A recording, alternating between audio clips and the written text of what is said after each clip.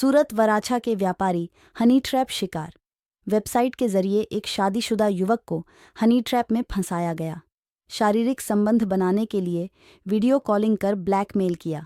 Bedroom में जाते समय दो युवक दबे पांव आए और खुद को डी स्टाफ बताया और वीडियो बना लिया और 4 लाख की मांगे की और 50 लाख रुपए ले लिए।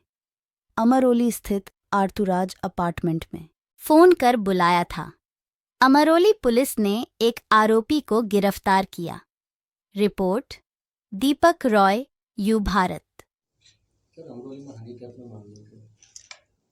અમરોલી પોલીસ સ્ટેશનમાં એક હની ટ્રેપનો ગુનો દાખલ કરવામાં આવેલો છે, જેમાં જે ભોગ બનનાર છે એણે એક મોબાઈલ એપ્લિકેશન હતી જેમાં ફ્રેન્ડ બનાવવાની રિક્વેસ્ટ આવી હતી અને એના પર ક્લિક કરી અને એનો સંપર્ક કરવામાં આવેલો અને એ આધારે એને એક ઘરે બોલાવેલ અને ત્યાં પછી જે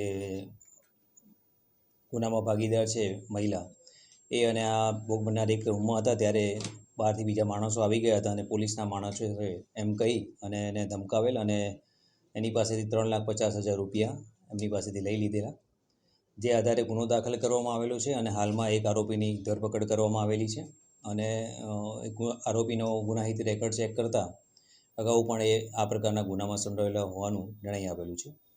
બાકીની તપાસ આગળની કાર્યવાહી ચાલુમાં છે.